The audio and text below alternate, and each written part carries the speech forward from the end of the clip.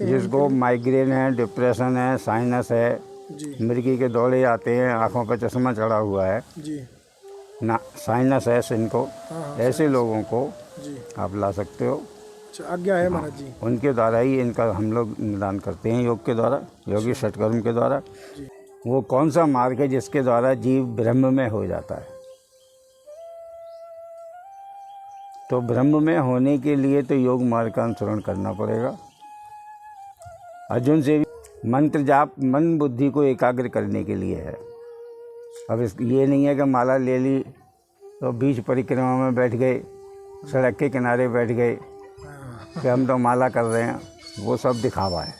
मंत्र है हम लोगों का जो श्वास मंत्र है, जिसको अजपा गायत्री कहा गया, शास्त्रों में सीधा लिखा हुआ है कि अजपा गायत्री नाम,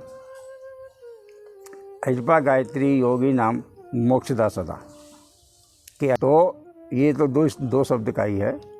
यदि व्यक्ति इसको भी कर ले तो जीवन का कल्याण कर लेगा। लेकिन बार करना चाहिए महाराज जी? अरे हर सांस पे करो। अच्छा, हर सांस पे करें?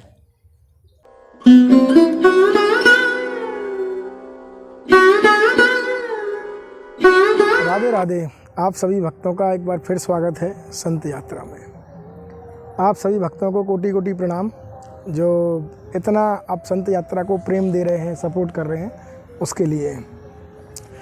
और आज हम आपको श्री ब्रजधाम में ही ब्रज की एक और दिव्य विभूति के दर्शन कराने वाले हैं, जिन महाराज जी का हम पहले भी सत्संग डाल चुके हैं और उस पर कुछ भाइयों के पॉजिटिव नेगेटिव हर तरीके के कमेंट आए थे, क्योंकि महाराज जी की जो साधना है वो अलग स्तर की है। वो नाम मंत्र को ना मानकर वो योग की तरफ, योग के द्वारा भगवत प्राप्ति की ओर अग्रसर करते हैं, ऐसा उनका अनुभव है। आज उन्हीं महाराज जी के दर्शन आप सभी को कराने वाले हैं। और आपके जो भी प्रश्न हैं, आप मुझे पर्सनली पे कॉल नहीं, व्हाट्सएप पे आप भेज सकते हैं, जिनसे आपके जो प्रश्नों के उत्तर हैं आप तक पहुंचाए जा सकें। आइए मेरे साथ उन महाराज जी के दर्शन करते हैं आज श्री ब्रजधाम से। आइए। ये हो दंडोत महाराज जी, जय श्री राधे राधे श्याम। आइए दंडोत महाराज जी, जय हो। भैया आप उधर बैठ लो आराम से उस पर। तो राधा रानी की परम कृपा से और संत भगवान की चरण रस से आज हम महाराज जी के पास पहुंच चुके हैं, क्योंकि आप लोगों के इतने फ़ोन कॉल्स, व्हाट्सअप मैसेज कि महाराज जी के दोबारा सत्संग लो, तो काफ़ी समय बाद महाराज जी के दर्शन हुए हैं। महाराज जी भी बाहर थे और महाराज जी से आज्ञा ली, आज महाराज जी यहाँ पे मिल गए हैं। और आपके जो प्रश्न हैं आपके मन के, जो पिछली वीडियो में आप कुछ पॉजिटिव थे, कुछ नेगेटिव थे, उस कमेंट्स काफ़ी लोग आ रहे थे महाराज जी के प्रति, तो उसी सत्संग को आज हम आगे बढ़ाते हैं कि कैसे योग द्वारा उस भगवत मार्ग की तरफ अग्रसर हो सकते हैं। महाराज जी आप थोड़ा कृपा करें, जो पुराना सत्संग था उससे आगे ही।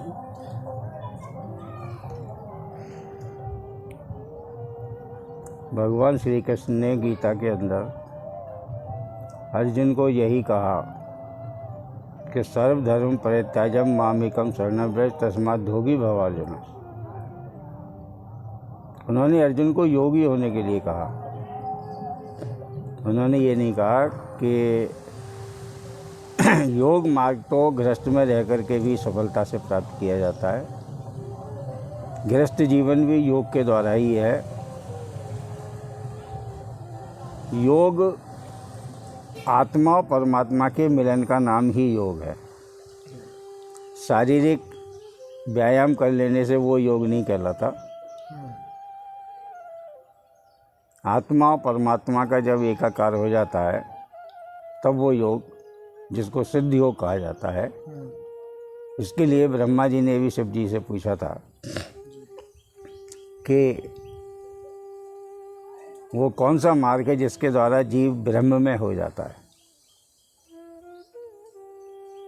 तो ब्रह्म में होने के लिए तो योग मार्ग का अनुसरण करना पड़ेगा। अर्जुन से भी भगवान श्री कृष्ण ने यही कहा कि तू इसका अनुसरण कर, तू मुझ में रहेगा, मैं तुझ में रहूँगा। क्योंकि कहने का अभिप्राय ये है कि जीवन को शांति में, सुख में बनाने के लिए योग का अनुसरण करना पड़ेगा। योग हमारे जीवन में सबसे पहले अनुशासन सिखाता है। यदि जीवन में अनुशासन नहीं है, यम नियमों का अनुपालन नहीं है, तो वो आगे मार्ग में प्रशस्त नहीं हो सकता, जीवन को सफल नहीं बना सकता।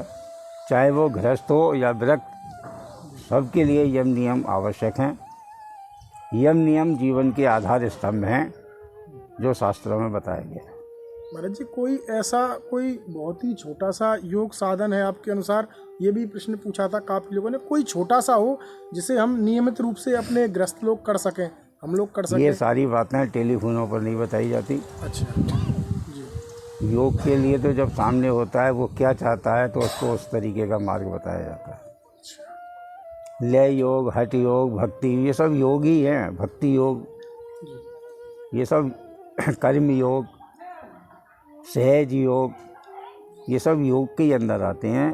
सबकी प्रक्रियाएं, सबका जिस तरीके से क्लास 1 से पढ़ता हुआ बच्चा धीरे धीरे इंटर, BA, MA करता है, PhD करता है, तो उसी तरीके से योग मार्ग पर चलने का भी एक कोर्स है। उस कोर्स को करता हुआ व्यक्ति आगे जाता है। और योग मार्ग तो पूर्ण PhD का है। 10 वर्ष की अवस्था से बच्चे को योग मार्ग में लगा दो तो वो शनै शनै उत्थान करता हुआ अपने मार्ग पर चलता रहेगा और जीवन को सफल बना लेगा। कुछ लोगों ने कहा कि मंत्र जाप तो करना है, मंत्र जाप से मन बुद्धि को एकाग्र करने का मार्ग मिलता है। जब तक मन बुद्धि एकाग्र नहीं है तब तक योग की वर्णाक्षरी शुरू नहीं होगी। अच्छा, पहली सीढ़ी मंत्र जाप ही है, इसका मतलब? मंत्र जाप मन बुद्धि को एकाग्र करने के लिए है। अब ये नहीं है कि माला ले ली तो बीच परिक्रमा में बैठ गए, सड़क के किनारे बैठ गए कि हम तो माला कर रहे हैं, वो सब दिखावा है। मंत्र महामन विषम ब्याल के, मैटत कठिन कुअंक भाल के, ये तुलसीदास जी ने भी रामायण में लिखा कि मंत्र ही एक है जो महामुनियों के द्वारा मिलते हैं, उनके द्वारा ही जीवन की समस्याओं का समाधान हुआ करता है। करना नियम से पड़ता है। जो गुरु मंत्र देता है वो उसका किस तरीके से करना है सिद्धांत भी बताता है। उसी तरीके से जो अधियज्ञ का मंत्र है, श्वास मंत्र है, हम लोगों का जो श्वास मंत्र है जिसको अजपा गायत्री कहा गया, शास्त्रों में सीधा लिखा हुआ है कि अजपा गायत्री नाम, अजपा गायत्री योगी नाम मोक्षदा सदा, कि अजपा के जाप करने से सदैव मोक्ष को प्राप्त होता है। अजपा का जाप करने से महाराज जी? शास्त्रों में अजपा को ही वरीयता दी गई। अजपा ही जो श्वास प्रश्वास से मंथन चलता है प्राकृतिक रूप से, उसके द्वारा ही हमारे जीवन का कल्याण होता है। अजपा का मतलब श्वास प्रस्थान वाला ही, वही बता रहे हैं आप अजपा का मतलब? अच्छा। अब जीव जब आता है तो उसको भी वहाँ से मंत्र दे के भेजा जाता है।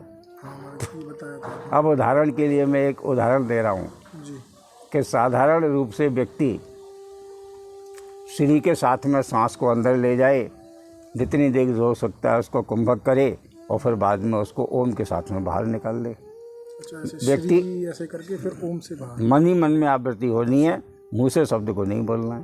अच्छा, समझे महाराज जी। सांस अंदर जा रही है तो श्री के साथ में अंदर लो और बाहर छोड़नी है तो ओम के साथ में अंदर लो। इसमें पंचाक्षरी तक है। तो ये तो दो शब्द का ही है। यदि व्यक्ति इसको भी कर ले तो जीवन का कल्याण कर लेगा। लेकिन बार करना चाहिए महाराज जी? अरे हर सांस पे करो।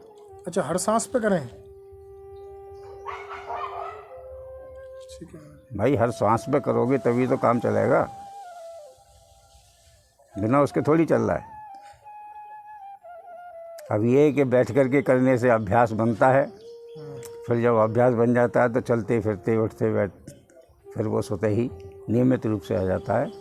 मंत्र जब बुद्धि के अंदर प्रवेश कर जाता है, मन को नियंत्रण कर लेता है, उसके आगे जा कर के योग का मार्ग शुरू होता है। योग की वर्णाक्षरी तभी शुरू होगी जब तक मन बुद्धि एकाग्र नहीं है, तब तक व्यक्ति योग मार्ग में नहीं आ सकता।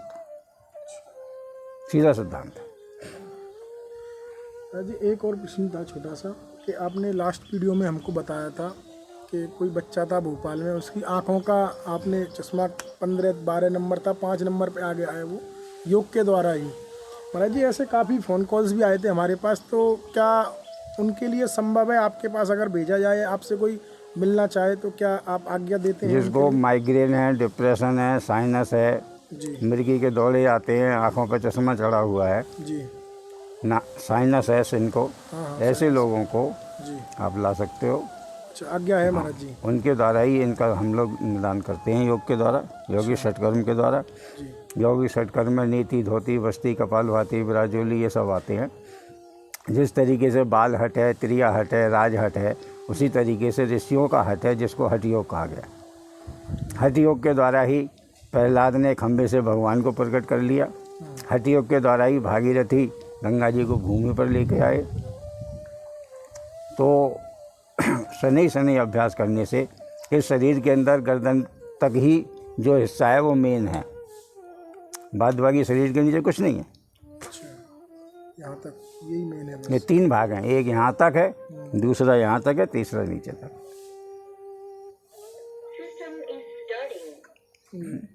पहला गर्दन तक, दूसरा भाग नाभि तक और तीसरा भाग नाभि से नीचे। 3 हिस्से हैं शरीर के। जी तो जब पहले हिस्से का शोधन हो जाता है तो हमारे शरीर के अंदर किसी प्रकार की बीमारी नहीं लगती, शरीर निरोग रहता है। क्योंकि जो भी गंदगी गिरती है वो ब्रह्मांड से नीचे आती है, नासिका रंध्रों से होती हुई बाहर निकलती है। अगर नहीं निकलती है तो अवरुद्ध होने पर आँखों पर प्रभाव आता है, कानों पर प्रभाव आता है, दांतों पर प्रभाव आता है, गले में प्रभाव आता है, और नीचे चली जाती है तो फिर थायराइड, फिर लंग्स पर प्रभाव आता है। तो उस गंदगी को शोधन के लिए ही, और जब तक नीति क्रिया से उसका ब्रह्मरंध्र का शोधन नहीं है तब तक योग मार्ग में वो प्रवेश नहीं कर सकता। क्योंकि छत पर जाने के लिए मकान का जीने में अगर गंदगी भरी हुई है तो आदमी छत पर जब तक गंदगी साफ़ नहीं करेगा नहीं जा सकता। जीने की गंदगी साफ़ करनी पड़ेगी। तो हमारे जो दोनों नासिका रंध्र हैं, ब्रह्मरंध्र तक जाने के लिए वही एक मार्ग है,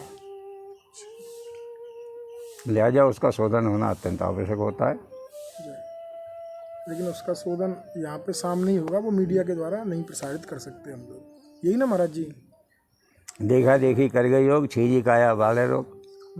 ये तो किसी आचार के संरक्षण में रह कर के यौगिक क्रियाएँ सीखी जाती हैं, की जाती हैं, तब जा कर के उसको आगे लाना। तो आप सभी ने सुना कि महाराज जी ने जो आपके प्रश्न थे पिछली वीडियो में, इतने सारे कमेंट आए, इतना प्यार दिया, उसके लिए आभार। और महाराज जी ने स्पष्ट रूप से कहा है कि फ़ोन पे वीडियो कॉल के माध्यम से ऐसी कोई सेवा नहीं होती है। अब महाराज जी ने आज्ञा भी दे दी है, आप इस पे स्क्रीन पे नंबर चलता है, आप पता कर सकते हैं। हम महाराज जी से आज्ञा लेंगे कि किस दिन वो यहाँ पे उपस्थित हैं, आप दर्शन करना चाहते हैं या जो भी आपकी परेशानी है, जितना महाराज जी ने बोला वो परेशानी, उनका महाराज जी निदान करने की कोशिश की जाएगी। यहाँ पे भक्ति मार्ग की तरफ चलने का, नए साधक हैं, भक्ति मार्ग पर कैसे चलें, थोड़ा उसका बता दीजिए कैसे पुष्ट हो? भैया, भक्ति मार्ग पर जाने के लिए सबसे पहले जिह्वा पे कंट्रोल करना पड़ेगा। अच्छा, अगर जीवन सफल बनाना है तो जिह्वा पे ये जो भव दिखाई दे रहा है ये विनाशी है, अविनाशी भव को कोई नहीं देख रहा। दांतों के बीच में है जीभ, जी हाथों के बीच में है जीव। जब इन दोनों का योग बनता है तब भव बनता है।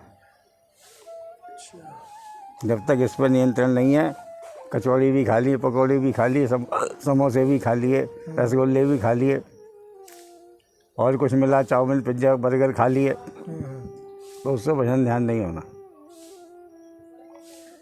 भजन ध्यान करने के लिए भजन भूमि की वस्तु नहीं है। भजन में 3 अक्षर हैं, कागज़ पे लिख लीजिए और उसको गोलाई से घुमाइए तो 2 शब्द आपको दिखाई देंगे, नभ और जन, प्राणी और आकाश। 5 तत्वों से बने हुए शरीर पर 3 तत्वों को नियंत्रण करना पड़ता है, अग्नि जल वायु को। जी ये तीनों प्रलयंकारी हैं। अग्नि की मात्रा शरीर में बढ़ेगी तो आपको एसिडिटी की शिकायत हो जाएगी, जल की मात्रा बढ़ेगी तो कफ खांसी खुर्रा आपको हो जाएगा, वायु की मात्रा बढ़ेगी शरीर में जगह जगह जोड़ों में दर्द होगा। होने लगेगा। ये सिद्धांत की बात है। इन तीनों तत्वों को नियंत्रण करना पड़ता है, तब जाकर आगे का मार्ग प्रशस्त होता है। तो महाराज जी, कुंडली जागृत हुए बिन भगवत प्राप्ति हो सकती है क्या? हाँ, सुषुम्ना को जागृत करना पड़ेगा, क्योंकि कुंडलिनी शक्ति जो है वो सर्पाकार है और वो नीचे की ओर मुँह करके लेटी हुई है। जब उसकी जागृति होती है तो अधोगति की ओर होती है। यौगिक क्रियाओं के द्वारा, आसनों के द्वारा, प्राणायाम की क्रियाओं के द्वारा उसको जो है ऊर्ध्वगामी करना पड़ता है। कुंडली जागृत हुए बिना भगवत प्राप्ति नहीं हो सकती ना महाराज जी। ठीक है महाराज जी, सांस का क्या संबंध है योग में? सांस का क्या संबंध है योग में? श्वास ही सब कुछ है। सांस ही सब कुछ है योग में। श्वास पर नियंत्रण करना ही अपनी आयु को बढ़ाना है। जितनी जल्दी सांसें चलेंगी आयु उतनी क्षय हो जाएगी। सांस जितनी हमारे नियंत्रण में है हमारी आयु उतनी बढ़ेगी जी। प्राणायाम की क्रियाओं के द्वारा ही हम अपने जीवन को दीर्घायु बना सकते हैं। बहुत से पहले के ऋषियों ने जल का सेवन किया, वायु का सेवन किया, पत्तियों का सेवन किया। कहीं उन्होंने रोटियों का सेवन नहीं किया, कहीं वर्णन शास्त्रों में नहीं है। हाँ महाराज जी, नहीं है। तो हमने भी सन 82 से लेके 2011 तक रोटियां नहीं खाई। अच्छा। भगवान राम भी जंगलों में रहे तो उन्होंने कंदमूल फल खाए थे। हाँ, रोटी नहीं खाई। बंदरों को उन्होंने नहीं खिलाया। आज जो बंदरों को आओ आओ करके खिलाया जा रहा है, शास्त्रों में कहीं वर्णन नहीं है। तो ये खिलाना गलत है क्या महाराज जी? बिल्कुल गलत है। गलत है महाराज जी? ठीक है, जीव को भोजन दिया जाता है। हाँ। लेकिन निकलते बैठते डाल दो, चले जाओ। अब इनको बुला के खिलाओगे तो तुम्हारे रिश्तेदार और नातेदार तो है नहीं वो। भगवान श्री कृष्ण गाय लेके आए थे, बंदर लेके नहीं आए। हाँ, गाय लेके, बिल्कुल। आज हम देख रहे हैं कि गायों में डंडे लगाए जाते हैं, बंदरों को खिलाया जाता है। हाँ, ये तो होता है। इसी का नाम तो बहुत देखा मैंने। इसी का नाम कलयुग है। बुद्धि खराब हो चुकी है। कलयुग भी राजा परीक्षित की सभा में जब आया था तो दो चीज़ों को पकड़ के आया था जी। एक अपनी जिह्वा को और एक अपनी उपेष्ट इंद्रियों को। इन दो पे कंट्रोल कर लो, कुछ नहीं बिगड़ेगा तुम्हारा। और आज इन दो पर ही कंट्रोल नहीं है। इन दो पे कंट्रोल नहीं है महाराज जी। महाराज जी, एक और भैया हैं, उनका एक छोटा सा प्रश्न और है, आपको उचित लगे कि महाराज जी कुछ ऐसा बताएं कि ब्रह्म मुहूर्त में गृहस्थ जीवन में ऐसा क्या करना चाहिए? 5-10 मिनट का कोई नाम जप या कुछ क्या करें ब्रह्म मुहूर्त में? सबसे पहले जग के क्या करे आदमी? अपने इष्ट का चिंतन, बैठ के अपने इष्ट का चिंतन करें। अपने गुरु मंत्र का जाप करें, यदि है तो, नहीं है तो अपने इष्ट का चिंतन करें। अच्छा। जिस भी देवी देवता को इष्ट मानते हैं उससे संबंधित मंत्र का जाप करें। प्रभु को धन्यवाद दें कि प्रभु आपने मुझे भूमि पर भेज दिया, मैं फिर आपके पास आ रहा हूँ। ऐसा विचार करते हुए मंत्र का जाप करें तो उसको लाभ मिलेगा।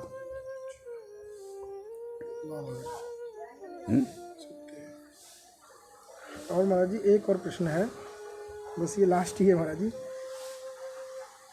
गुरु की खोज इस कली काल में कैसे कर सकते हैं? क्या कोई उपाय है ऐसा कि गुरु की खोज, सही गुरु हमें मिल पाए? प्रश्न पूछने वाले ने क्या गीता पढ़ी है?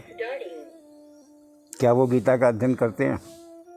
नहीं महाराज जी, ये तो मैंने तो नहीं पूछा महाराज जी। क्या ये तो, यदि गीता का अध्ययन नहीं करते हैं तो अज्ञानता है। अच्छा। भगवान श्री कृष्ण ने सारी बातें अर्जुन को बताई जी। अर्जुन ने लास्ट में यही कहा कि आज आप हैं, कल आप नहीं होंगे।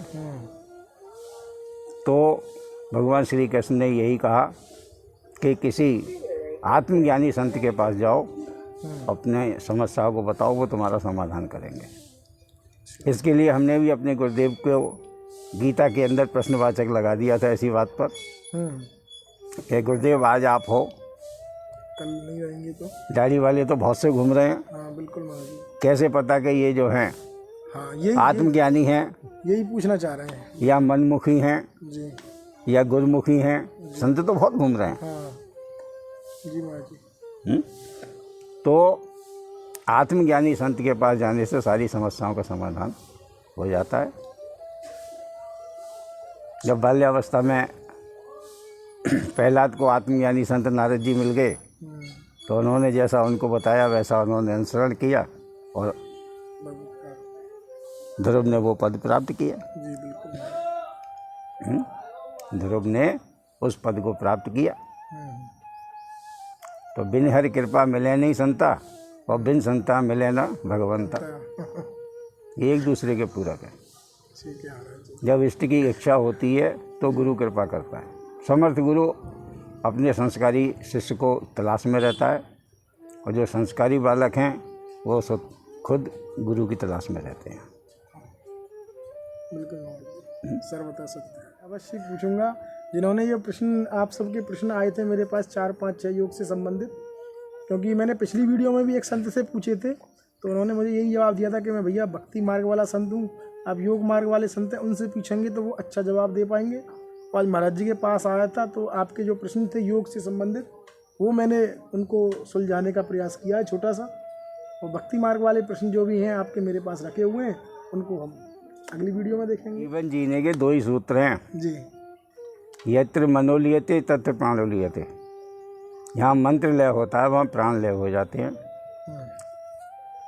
ठीक उसी प्रकार से, जिस प्रकार से गैस का गुब्बारा हमारे हाथ में है तो हमारा है, और हाथ से छूट जाने के बाद जिधर वायु का वेग होता है उधर ही वो चल देता है। बिल्कुल। उसी तरीके से यत्र मनोलियते तत्र प्राणोलियते। कोई वस्तु दृष्टि में आई, मन को भाई, शरीर उधर स्वतः ही चलने लगता है। करना क्या है? यत्र प्राणोलियते तत्र मनोलियते। यहाँ हमारे प्राण लय हो रहे हैं, हमको अपना मन वहाँ लय करना है। यत्र मनोलियते तत्र प्राणोलियते, ये प्रेम मार्ग का सूत्र है। ये सांसारिकता की ओर ले जाता है। यत्र मनोलियते तत्र प्राणोलियते, ये श्रेय मार्ग का सूत्र है, जो कल्याण मार्ग की ओर ले जाता है। लेकिन ये सब अभ्यास से होगा, बिना अभ्यास के कुछ नहीं है। करत करत अभ्यास के जड़ मत होत सुजान, पानी काढ़े कूपते शिल पे परे निशान। भगवान श्री कृष्ण ने भी यही कहा कि अभ्यास और बैराग जल्दी नहीं होता। जब हृदय पे गहरी चोट पड़ती है परिवार की, तब वो बैराग्य की ओर भागता है। बिल्कुल महाराज जी, सत्य है। लिहाजा अभ्यास बचपन से करना आवश्यक है। हर बच्चे को संस्कार घर से ही मिलते हैं। माता पिता ही बच्चों को संस्कार देते हैं। अगर माता पिता बच्चों को संस्कार नहीं देंगे तो आगे जीवन सफल नहीं होगा। जब से एकल पद्धति चली है तब से संस्कार कम होते जा रहे हैं। जब तक संयुक्त परिवार में लोग रहते थे तो बड़े बूढ़े भले ही पढ़े लिखे नहीं थे, लेकिन संस्कार उनके पास पूरे थे और नियमों की पूरी बात बताया करते थे। बिल्कुल सत्य महाराज जी। तो इन सब चीज़ों को देख करके हमको चलना चाहिए। इस भूमि पर जन्म लिया है, यहाँ के शास्त्र क्या है, ऋषियों ने क्या कहा है, इन सब का अध्ययन करना हमारे जीवन को सफल बनाने के लिए आवश्यक है। बिना उसके आपका कल्याण नहीं होगा। गुरु तो गली गली घूम रहे हैं, कोई दक्षिणा लो, स्वर्ग जाओ चाहे नरक जाओ, हमें दक्षिणा दो। तो उससे काम नहीं चलेगा। आजकल जो नियम चल रहा है वो तो यही है कि यावत जीवित सुखम जीवित, घृतम प्रत्वा ऋणम करेत। कैसे भी जियो, सुख से जियो, घी पियो, चाहे ऋण करना पड़े, कर्ज करना पड़े। आज ये पोजीशन है। तो हर चीज़ को सोच विचार के ही, बिना गीता भागवत रामायण पढ़े कुछ नहीं होगा। योग को समझना है तो वशिष्ठ जी योग वशिष्ठ पढ़ो। योग वशिष्ठ, मार्कंडेय ऋषि जी को पढ़ो। महाराज जी, जो आपने मुझे पुस्तक दी थी उसका नाम क्या था, आपको याद हो तो? वो तो सिद्धयोग पत्रिका हमारे आश्रम से निकलती है। सिद्धयोग पत्रिका, हाँ, वो भी काफ़ी लोग पूछ रहे थे, तो मैं थोड़ा सा मिस कर रहा था क्योंकि घर पे रहती है, रास्ते में फोन आते तो मुझे याद नहीं रहता। उसका नाम सिद्ध योग पत्रिका है। वो ऑनलाइन भी मिल सकती है ना शायद? नहीं, उसके लिए तो रसीद कटवानी पड़ेगी ऑनलाइन। अच्छा। आपको अगर फिर भी आपको वो बुक चाहिए तो आप, नंबर है स्क्रीन पे, आप मुझे बताओगे तो मैं महाराज जी से आज्ञा करूँगा। उसका कुछ एनुअल चार्ज रहता है, वार्षिक चार्ज थोड़ा बहुत होगा, वो आपको मिल जाया करेगी बाई पोस्ट। यही ना महाराज जी? 1200 रुपये सालाना है। 1200 रुपये सालाना है। तो अगर आप मुझे आज्ञा करेंगे मेरे नंबर पे, तो मैं डायरेक्ट महाराज जी से आपको, यहाँ से आश्रम है महाराज जी का, वहाँ से डायरेक्ट आपको वो मिल सकती है, जिसमें योग मार्ग का सहज में ही उपाय जो लिखे हुए हैं इनके द्वारा। ठीक है जी। उसके लिए बहुत सी पुस्तकें हमारे यहाँ की लाइन में हैं। अच्छा अच्छा, और भी आती हैं मतलब इसके अलावा महाराज जी? वो योगीराज चंद्रमोहन जी श्री सिद्ध गुफा समाई डालने से मिलेंगी। जी। महाप्रभु रामलाल जी डालने से आपको सारा बात मिल जाएगा। हमारे दादा गुरु महाप्रभु रामलाल जी, जिनका वर्णन भुसंड जी ने किया है काकनाड़ी संहिता में, इन्होंने निर्माण काया से 16 शरीर धारण किए। योगीराज चंदन जी हमारे गुरुदेव थे, जिनको राष्ट्रपति ज्ञानी जल सिंह ने विश्व शिरोमणि की उपाधि दी। तो हम लोग तो उनके बहुत छोटे बालक हैं। उन्हीं की आज्ञा से ही मैं यहाँ हूँ।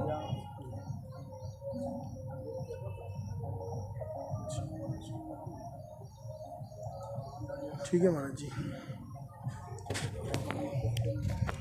तो मेरे हिसाब से आप सभी भक्तों के जो भी प्रश्न थे वो मैंने कवर करने की कोशिश की है। पुराने भी वीडियो के जो आपके कमेंट्स वगैरह थे और पर्सनली जो आपको व्हाट्सएप पे आए थे, और महाराज जी ने बता ही दिया है आपको कि कोई परेशानी है तो आप पहले आप हमसे बात करेंगे तो हम महाराज जी यहाँ उपलब्ध रहेंगे, तो आपको बता दिया जाएगा, स्थान का नाम, जगह का नाम आपको पहुँचा दिया जाएगा।